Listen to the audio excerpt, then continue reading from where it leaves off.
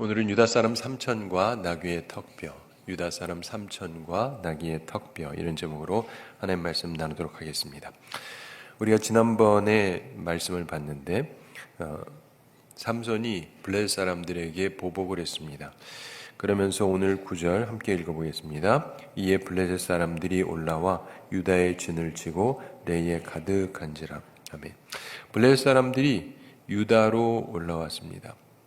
거기 유다의 진을 치고 이제 삼손을 공격하려고 사실은 이스라엘하고 싸우려고 온 거죠. 근데 그때 유다 지파, 본래 유다 지파는 굉장히 강력한 지파고 그리고 중요한 때마다 잘 앞장섰던 때인데 어느 곳이나 동일하진 않습니다. 시대마다 똑같은 집안이라고 다 똑같지 않아요. 근데 이때 보면 겁쟁이가 되어 있습니다. 10절 함께 읽어보겠습니다.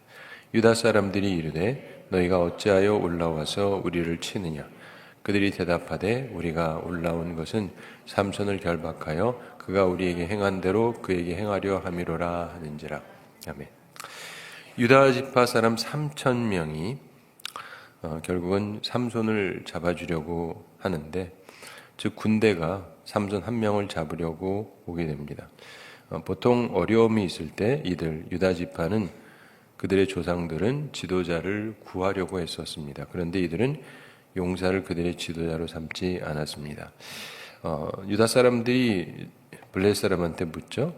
왜 우리한테 올라와서 우리를 치려고 하느냐. 그들이 말하는데 우리가 올라온 것은 삼손을 결박하여 그가 우리에게 행한 대로 그에게 행하려 함이로라. 결국 삼손을 잡아가겠다는 것입니다. 그러면 여기에 대해서 그럴 수는 없다 하고 싸울 생각을 해야 되는데 그러지를 않고 삼손을 비난을 합니다. 11절 함께 읽어보겠습니다. 유다 사람 3,000명이 에단 바위 틈에 내려가서 삼손에게 이르되 너는 블레셋 사람이 우리를 다스리는 줄을 알지 못하느냐. 내가 어찌하여 우리에게 이같이 행하였느냐 하니 삼손이 그들에게 이르되 그들이 내가 행한 대로 나도 그들에게 행하였노라 하니라. 아멘. 자, 보시면은 그 블레셋 사람들이 싸우러 올라왔습니다. 그들이 싸우러 올라왔는데 1,000명이 올라왔어요. 유다 사람들이 모였는데 몇 명이 모였냐면 3,000명이 모였습니다. 자, 1,000명이 많습니까? 3,000명이 많습니까? 3,000명이 많죠. 3배나 많은 거예요. 그럼 싸우면 누가 이길 확률이 높습니까? 그렇죠. 3,000명이 이길 확률이 높아요. 근데 이들은 싸울 생각이 없어요. 1,000명 보고 우리 옛날에 세상적인 말로 우리 어릴 때 그랬어요. 쫄았어요. 쫄아가지고 겁먹어가지고 아니 자기네 3분의 1밖에 안 되는데 그래가지고는 와서 얘기합니다. 너는 블레셋 사람이 우리를 다스리는 줄을 알지 못하느냐. 네가 어찌하여 우리에게 이같이 행하였느냐.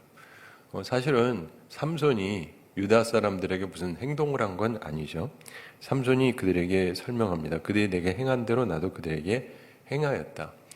그들이 정말 못된 짓을 했지 않습니까? 자기가 결혼을 했는데 이 결혼을 망치고 그리고 그 아내가 협박을 받아가지고 자기한테 그 답을 알아가지고 그랬는데 그 이후에 또 그 아내를 또 그들이 데려가서 한 사람이랑 같이 살고 뭐 이런 악행들이 있었죠.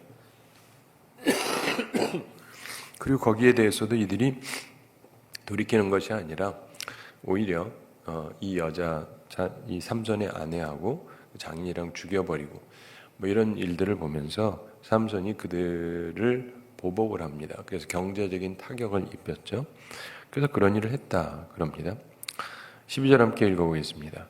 그들이 삼손에게 이르되 우리가 너를 결박하여 블레셋 사람의 손에 넘겨주려고 내려왔노라 하니 삼손이 그들에게 이르되 너희가 나를 치지 아니하겠다고 내게 맹세하라 하며 아멘. 그들이 삼손에게 말합니다. 우리가 너를 결박하여 블레셋 사람의 손에 넘겨주려고 내려왔다 이렇게 얘기합니다. 자, 여기서 보면은 분명히 좀 더 많은 대화가 있었겠죠. 근데 간단하게 이렇게 설명을 합니다. 결국은 이들은 죄에서 자유함을 얻으려고 투쟁하지 않고 오히려 굴종하면서 살기 위해서 하나님께서 세우신 사람, 그를 잡아주려고 왔습니다. 예수님을 잡을 때에도 이스라엘 사람들 같은 입장에 서 있었죠. 만약에 삼손이 홀로 싸우지 않고 이 3천 명을 거느리고 싸웠다면 역사는 달랐을 것입니다. 삼손 혼자 싸워도 이겼지만 사실은 이쪽이 수가 훨씬 많은데 같이 싸웠다면 얼마나 더 멋있었겠으며 또 블레셋도 그 다음부터는 함부로 할 수가 없었겠죠. 근데 여기서 우리가 보게 되는 게 뭐냐면은 지도자를 지도자로 보지 못하는 어리석음을 보게 됩니다. 가치를 인정받지 못하는 큰 용사, 그것은 큰 비극입니다. 우리가 인류 역사를 살펴보면 항상 이런 일들이 있습니다.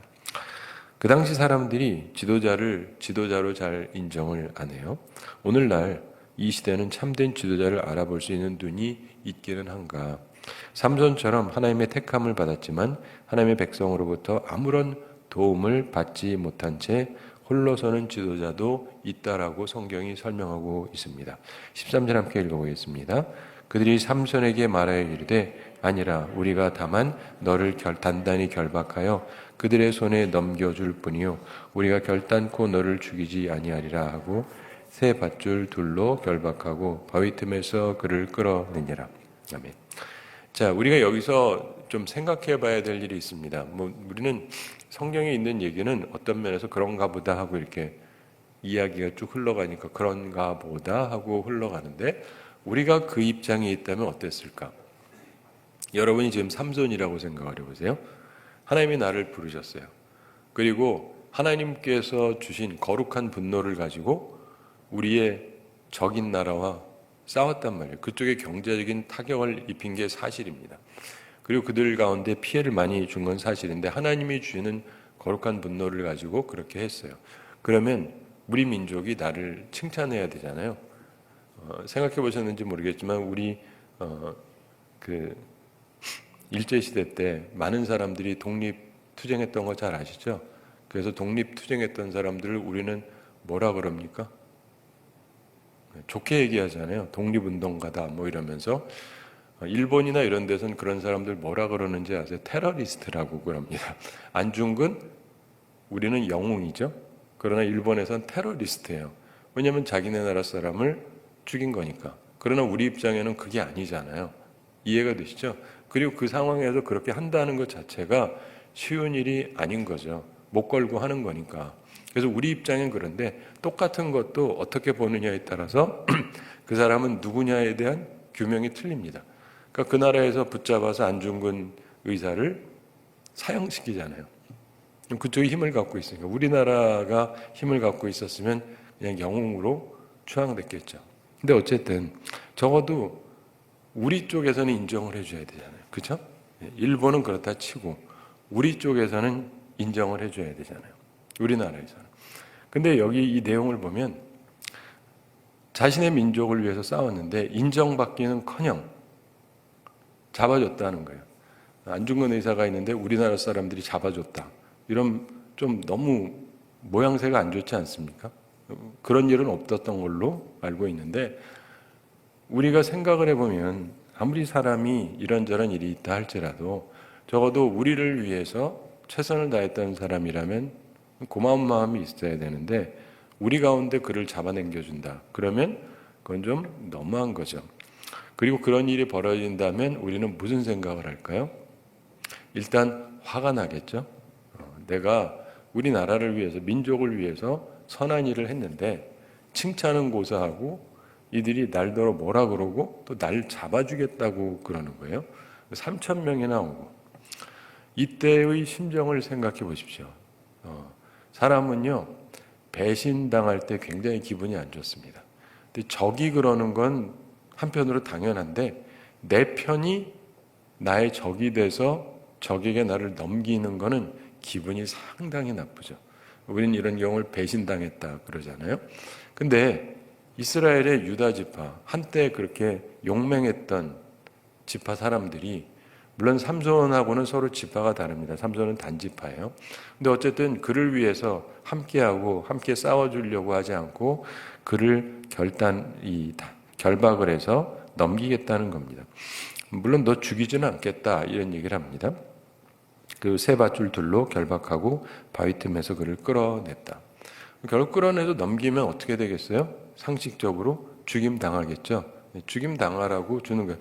우리가 죽이진 않아. 걱정 마. 걔들이 죽일 거야. 뭐 이런 거거든요. 이게 그 삼손 입장에서 조금 묵상을 해보세요. 이게 진짜 기분 상하는 일이야. 하나님께서 우리 민족을 구원하라고 나를 부르셨다. 내가 최선을 다해서 성령의 능력으로 목을 걸고 싸우고 했는데, 그랬더니 사람들이 나를 보면서 참 위대한 사람이다 이렇게 칭찬해주고 그러는 것이 아니라 도대체 무슨 짓을 한 거냐, 그러면서 일로 오라고, 잡아가겠다고, 넘기겠다고. 그때의 삼손의 입장을 생각해 보세요. 저는 딱 드는 생각이 어떠냐면 삼손이 참 외로웠겠다 싶어요. 네. 그는 살아가면서 자기 민족이 자기를 알아주고 이랬던 적이 거의 없습니다. 네. 정말 위대한 일을 했을 때 손뼉치고 칭찬해주고 그래야 되는데 아무도 그렇게 해주지를 않아요. 그가 숨어 있을 때 그를 위해서 그 맛있는 거 드시라고 뭐 고기도 싸우고 빵도 가져오고 이랬단 말이 없어요. 네. 와서 그냥 잡아가려고만 합니다. 그러니까 사랑하는 성도 여러분, 잘 생각을 하셔야 돼요. 때로는 우리가 나가는 길이 굉장히 외로울 수도 있어요. 항상 그런 건 아니에요. 어떤 사람에겐 하나님께서 좋은 사람을 많이 붙여주세요. 그 좋은 사람하고 큰 일을 이루기도 합니다. 여호수아 같은 경우는 그래도 그 시대에 사람들이 괜찮았잖아요. 그래서 가나안 땅도 점령할 수 있고 그랬는데 삼손 때에는 삼손이랑 함께하는 사람이 몇 명이요? 한 명도 없어요. 한 명도 없어요. 얼마나 외롭겠습니까? 근데 그러한 상황을 보면서 우리 가운데 때로는 그럴 수도 있다. 꼭 그런다는 게 아니고, 그래서 내 주변에 그래도 내 편도 있고 날 알아주는 사람도 있고 그럼 참 감사한 건데, 어떤 경우는 정말 주님을 위해서 내가 최선을 다했지만 아무도 내 편을 안 들어주는 경우도 성경에 보면은 있다. 내 편 안 들어준다고 해서 그게 내가 잘못된 건 아니죠. 하나님의 일을 했어도 그런 경우도 있다. 참으로 외로울 수 있다. 제가 신학교 다닐 때 미국에서 신학교에서 맨날 이제 구분해서 설명하는 게 있습니다. loneliness, 외로움하고 solitude하고 구분해서 이분들이 잘 얘기해요.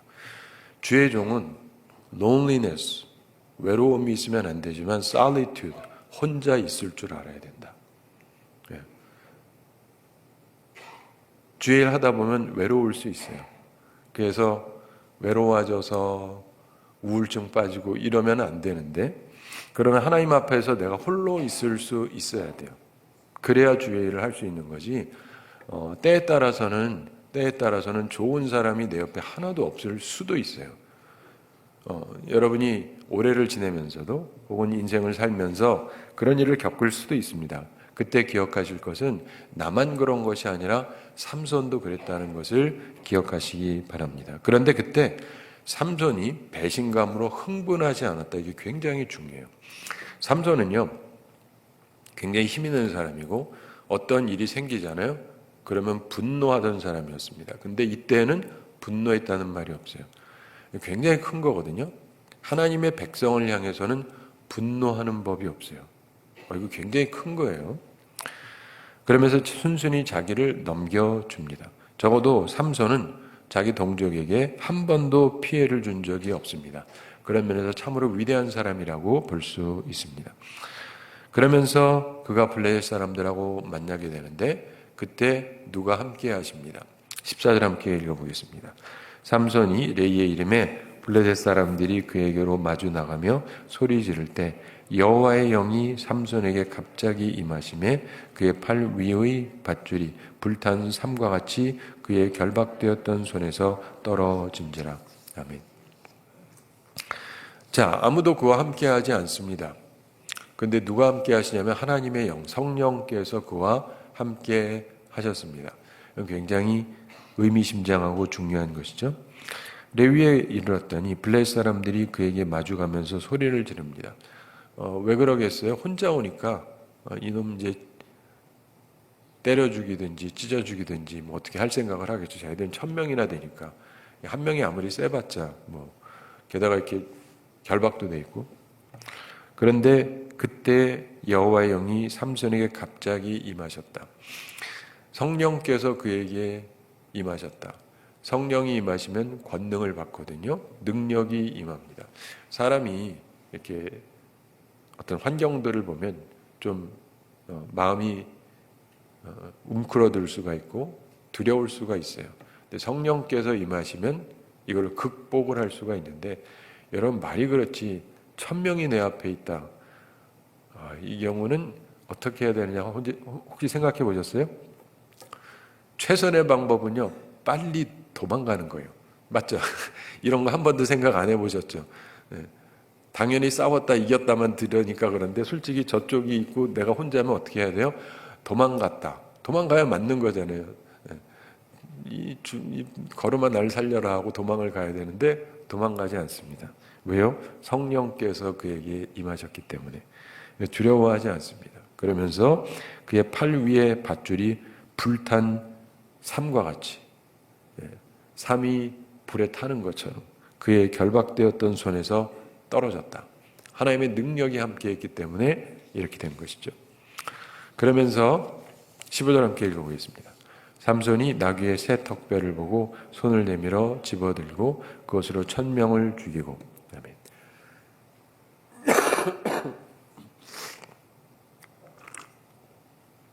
하나님의 능력이 함께해서 일단 그를 결박한 것을 하나님께서 풀어주셨고, 그리고 그가 뭘 보게 됩니다. 나귀의 새 턱뼈를 보았다. 하나님께서 우리에게 무언가를 보여주실 때 평상시에 별로 관심 없지만 보게 하시는 게 있을 수가 있습니다. 근데 그걸 보면서 손을 내밀어서 집어듭니다. 왜냐하면 이게 무기로 사용할 수 있기 때문에. 그래서 그것으로 1000명을 죽였다 이렇게 되어 있습니다. 사랑하는 성도 여러분, 삼손이 블레셋 사람 1000명을 쳐 죽였다 이렇게 되어 있는데, 그렇게 할 수 있었던 이유는 14절에 있는 말씀처럼 여호와의 영이 삼손에게 갑자기 임했기 때문입니다. 하나님의 능력이 임했기 때문이에요. 우리가 인생을 살아가면서 보면 하나님은 무한대의 힘과 능력을 가지신 분인데, 그분이 우리와 함께하면 그 무엇이라도 극복하는 게 가능합니다. 근데 한 가지는 내가 긍정적인 마음을 갖는다고 되는 건 아니에요. 이걸 잘 이해하셔야 돼요. 제가 자주 긍정적인 생각해야 된다, 믿음을 가져야 된다라고 생각을 하는데, 난 뭐든지 할 수 있다, 그러니까 다 된다. 이게 주의 뜻에 합당해야 돼요. 주님께서 나한테 힘을 실어주셔야 돼요. 그 정도는 할 수 있다고 해서 다 되는 게 아닙니다. 그래도 긍정적으로 생각하면 부정적으로 생각하는 것보다 훨씬 낫기는 하지만, 그러나 1000명을 무슨 수로 이기겠어요, 혼자서. 그런데 하나님께서 그에게 능력을 주시면서 이 일을 하게 됩니다. 16절 함께 읽어보겠습니다. 이르되 나귀의 턱뼈로 한 더미 두 더미를 쌓았으며 나귀의 턱뼈로 내가 1000명을 죽였도다 하니라. 아멘. 이것은 역사상 전무후무한 일입니다. 한 사람이 1000명의 군대를 쳐서 이겼습니다. 그것도 자기가 무슨 제대로 된 무기, 뭐 칼과 창과 활, 뭐 이런 걸 가지고 한 게 아니라 나귀 턱뼈 하나 가지고 이긴 것입니다. 하나님의 능력이 이렇게 임했던 적은 바로 삼손 하나밖에 없습니다. 전무후무한 기록이죠. 다윗의 놀라운 전투 이야기가 있습니다. 그리고 그의 용사들의 이야기가 있어요. 수백 명을 이겼다, 뭐 이런 얘기도 있긴 한데, 그러나 삼손에 미치지는 못합니다. 사랑하는 성도 여러분, 인생을 살면서 하나님께서 이 삼손을 부르시고 그에게 은총을 베푸셨는데, 그 사람이 이때에도 힘을 얻었을 때의 상황을 생각해 보시기 바랍니다. 삼손의 능력의 근간이 뭐라고요? 거룩함이에요, 거룩함. 머리를 안 잘라서, 그럼 저도 머리카락 기르죠. 그럼 누구보다 힘셀 테니까. 근데 머리카락 기른다고 꼭 힘이 세지나요? 머리카락 기른다고 힘 세지는 게 아닙니다. 그런데 거룩함에서 하나님의 은총이 함께 했던 거예요. 그래서 그가 포도주나 이런 것도 안 마시고, 좀 한 잔 마셔야 좀 제정신이 아니어야 막 때리기도 좋은데, 근데 그게 아니라 맨정신으로 수많은 사람들하고 싸우는 거예요.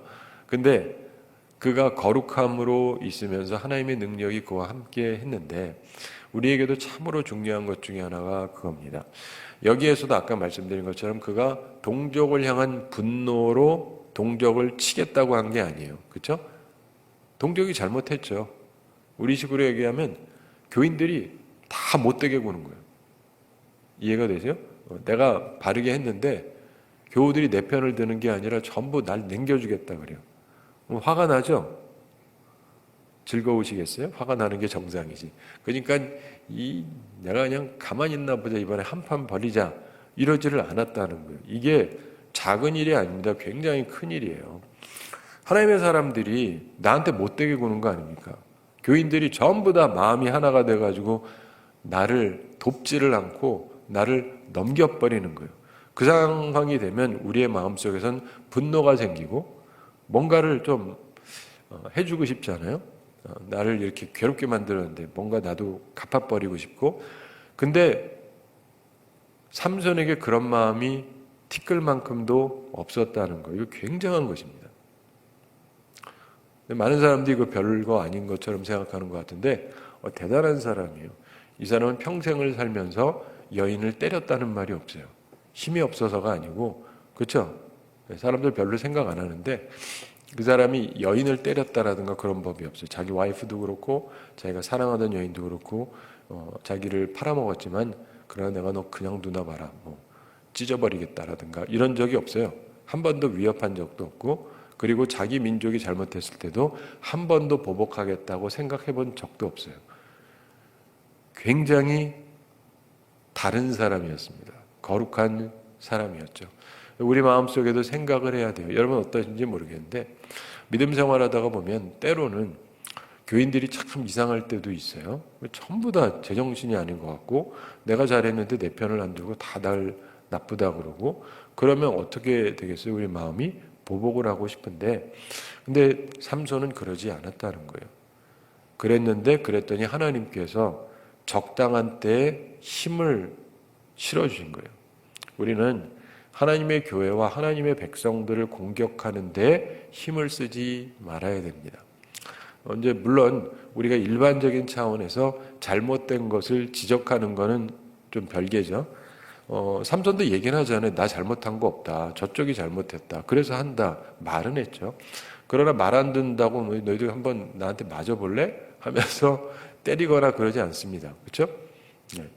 그러면서 우리가 보게 되는 것은 참 거룩함이라는 것은 이러한 것이다. 예수님께서 온유하셨다 그러잖아요. 온유하고 겸손한데 이 온유함의 핵심은 뭐냐면 무조건 화를 안 내는 게 아니고 화내야 될 때 화내고 화내지 말아야 될 때 화를 안 내는 거예요. 많은 사람들이 예수님의 온유함을 잘못 이해해서 어떠한 경우에도 화를 안 내는 거라고 생각하는 분이 있는데, 예수님이 바리새인과 서기관들을 향해서 뭐라고 그러셨는지 기억하세요? 이 독사의 자식들아. 참 선한 말이죠. 예수님께서 이쁜 독사의 새끼들이셔 이러셨을 거예요. 이거는 심한 욕이잖아요. 그러니까 예수님도 아주 심하게 말씀할 때는 심하게 얘기했다니까요. 근데 이게 무슨 말이냐면 사람이 화를 내야 될 때 화를 내야 되는데 수많은 사람들이 화내야 될 때 화 안 내요. 왜요? 겁나니까. 비겁하니까. 그리고 참아야 될 때는 안 참아요. 왜요? 생각이 없으니까. 우리나라 잘 쓰는 표현 있잖아요. 너 죽고 나 죽자. 너 죽고 나 죽자. 근데 우리 인생을 살면서 하나님 앞에서 우리가 온유함을 갖는다는 것은 이 상황이 당연히 화를 내야 되는 거면 화를 내셔야 돼요. 화내지 말아야 되는 거는 화를 내지 말아야 돼요. 이게 온유함이에요. 그래서 헬라 사람들이 아리스토텔레스가 설명하던 것 중에 하나가 뭐냐면 이 온유함이라는 거는 두 개의 말이 있는데 한 녀석은 그냥 날뛰는 말이고 하나는 게을러가지고 하나도 안 움직이는 말. 이 두 말이 같이 있는데 이거를 잘 조련하는 게 온유함이다 그랬어요. 우리 중에서 보면 어떤 부분에는 그냥 다 나와 그냥 가만 안 둔다 뭐 이런 것도 있기도 하고, 어떤 면에서는 이러는 게 있고, 이게 우리 속에 다 있거든요. 근데 이거를 제대로 조절해서 화내야 될 때 화내고 화내지 말아야 될 때 화내지 않고, 이게 예수님의 모습이었어요. 우리도 그래야 되는 것입니다. 근데 보면은 이 삼손도 그런 면에 있어서 상당히 탁월한 감정 조절을 하고 있다고 볼 수가 있어요. 많은 사람들이 삼손의 단점만 얘기하는데, 뭐 그가 잘못한 부분도 있고 단점도 있긴 한데 장점도 봐야죠. 근데 아무리 생각해봐도 이렇게 멋진 남자가 별로 없습니다.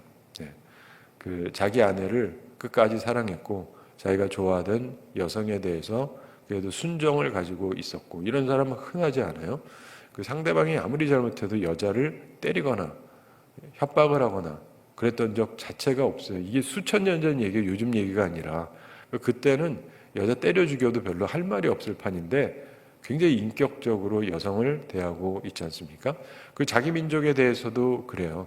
그가 한번 화가 나면 뭐 그냥 사람을 엄청 죽여버리기도 하고 사자를 찢어 죽이기도 하고, 여우를 300마리를 잡아가지고 막 꼬리에다가 묶어가지고 회붙여가지고 또 하기도 하고, 엄청난 괴력을 가진 사람임에도 불구하고 그 자기의 힘을 가지고 자기 민족을 상하게 하는 일은 결코 행한 적이 없습니다. 따라서 우리는 이걸 보면서 우리도 이런 모습을 배워야 되겠다. 여러분도 꼭 배우시면서 사시게 되기를 바랍니다. 말씀을 맺으면서 우리가 생각할 게 있습니다. 참으로 놀라운 것은 소위 하나님의 백성이라고 하는 유다의 3,000명의 군대는 그때 무용지물이었다는 거예요. 지금 1,000명이랑 싸우는데 3,000명의 남성들이 군대로 싸운다면 얼마나 크게 도움이 되겠습니까? 그런데 전혀 도움이 되지 않았어요. 근데 오늘 설교 제목처럼 근데 뭐가 도움이 됩니까? 죽은 나귀의 턱뼈 하나는 큰 도움이 됩니다. 살아있는 3,000명은 아무 도움이 안 되는데 죽어있는 나귀의 턱뼈 하나, 이거는 도움이 됐어요. 이게 왜 그렇습니까? 하나님의 사람에게 협력하고 그와 함께 한다면 이 미물이라도 유용하지만 하나님의 사람을 협력하지도 않고 순종하지도 않으면 이게 군대라 할지라도 무용지물입니다. 아무짝에도 쓸모가 없어요. 유대 사람 3,000과 나귀의 새 턱뼈 생각해 보시기 바랍니다. 과연 무엇이 더 유용한가?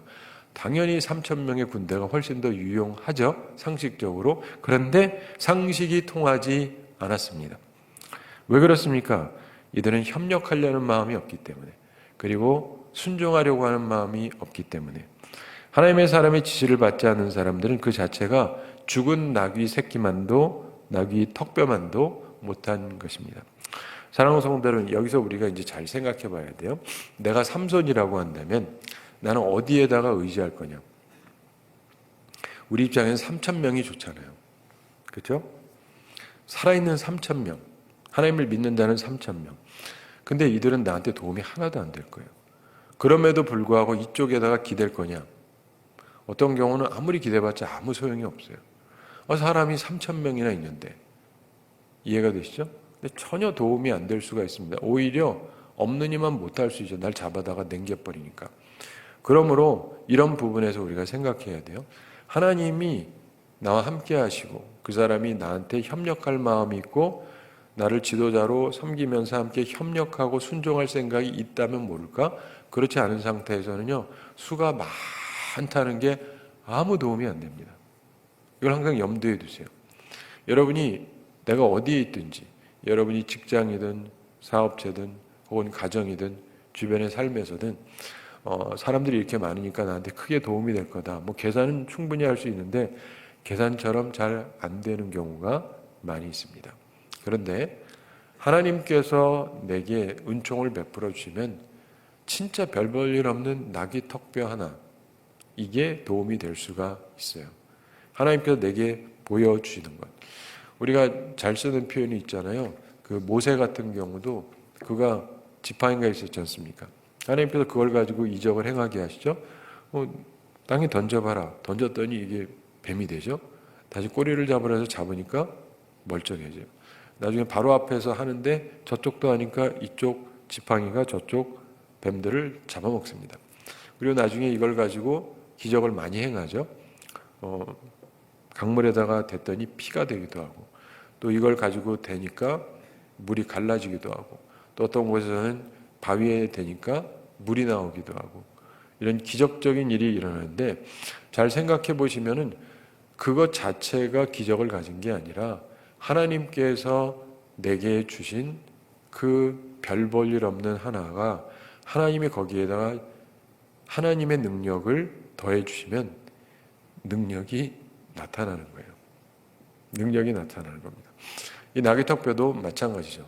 나귀턱뼈가 요즘 얘기로 하면은 무슨 기관단총이어서 다다다다다다다 해가지고 죽이는 게 아니잖아요. 근데 하나님의 능력이 함께 하시면, 우리가 보기에 전혀 별 볼 일 없어 보인다 할지라도 하나님께서 성령의 능력으로 함께하면 이게 우리에게 엄청난 힘이 될 수 있다. 이걸 꼭 믿으시기 바랍니다. 그리고 사람 의지하는 것 나쁜 건 아니지만 어떤 경우는 전혀 도움이 안 되거든요. 너무 기대하다가 실망만 크지 마시고 하나님을 바라보셔야 돼요.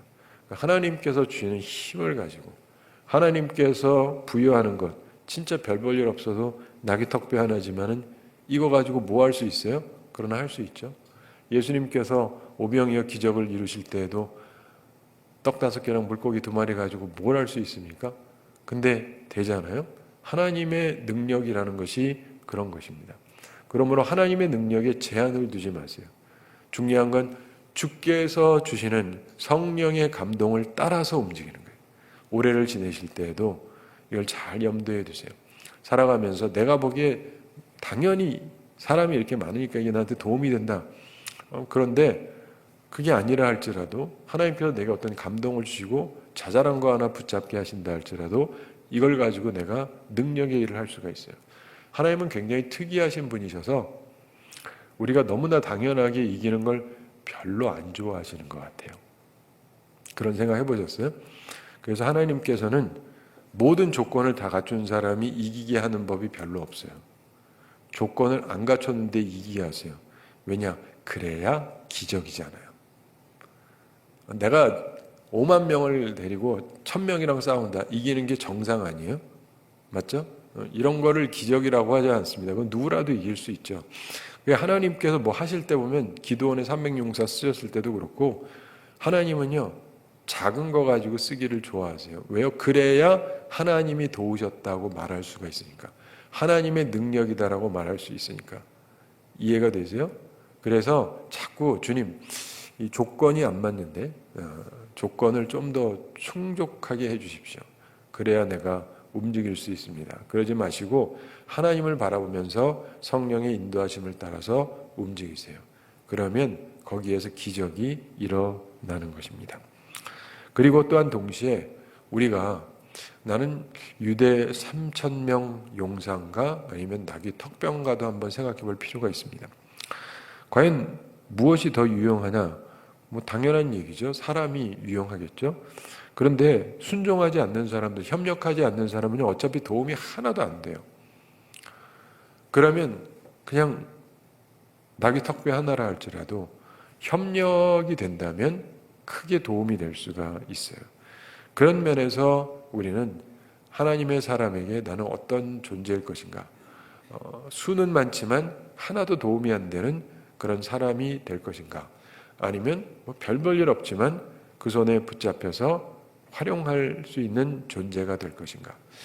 이런 거를 생각해 보세요. 여러분의 삶 속에서 올해를 지내면서도 하나님께서 나를 어떻게 쓰실 것인가를 생각해 보면서 이 나귀턱뼈 같은 사람들이 꼭 되시기 바랍니다. 그 자체가 힘이 있는 건 아닌데 하나님의 사람에게 쓰여진다면, 그의 손에 붙잡힌다면, 그래서 그가 원하는 대로 될 수만 있다면 엄청난 일을 이룩할 수 있습니다. 그 말씀을 기억하면서 올해를 살아가면서도 하나님 앞에서 우리가 바른 선택을 하고 또 좋은 하나님의 사람들로서 협력자가 되어서 하나님께 영광 돌리며 주의 역사를 크게 이룩하며 살아가는 우리 모두가 되기를 바랍니다. 우리 함께 기도하겠습니다. 사랑의 하나님 아버지, 우리를 사랑하시고 오늘도 저희에게 귀한 말씀 주심을 감사드립니다. 주의 말씀을 기억하면서 저희들이 온전히 살아갈 수 있게 하여 주시옵소서. 삼손을 잡기 위해서 블레셋 사람들이 왔을 때 유다 사람들 3,000명이 있었지만 전혀 도움이 되지 아니하고 그를 오히려 붙잡아서 적에게 넘겨주는 그런 배신자 역할만 했는데, 나귀의 턱뼈 하나는 생명력도 없고 아무것도 없지만 하나님의 종의 손에 붙들린 바 되어서 큰 역사를 이룩한 것을 봅니다. 주님, 이 사실을 보면서 우리가 사람을 의지하는 것이 아니라 주의 성령을 의지하는 사람이 되게 해주시고, 그래서 하나님께서 보게 하시는 것을 보고 붙잡고 그것으로 능력을 바라는 주의 사람들 되게 하여 주시옵소서. 또한 우리들 스스로가 유다 3,000명과 같이 무능한 자들이 되지 아니하고 주께서 기뻐하시는 대로 주의 손에 붙들림 받은 나귀의 턱뼈처럼 하나님의 영광을 위해 쓰임받는 주의 사람들 다 되게 하여 주시옵소서. 주님, 우리들을 사랑해 주시고 주의 백성으로 삼아주심을 감사드립니다.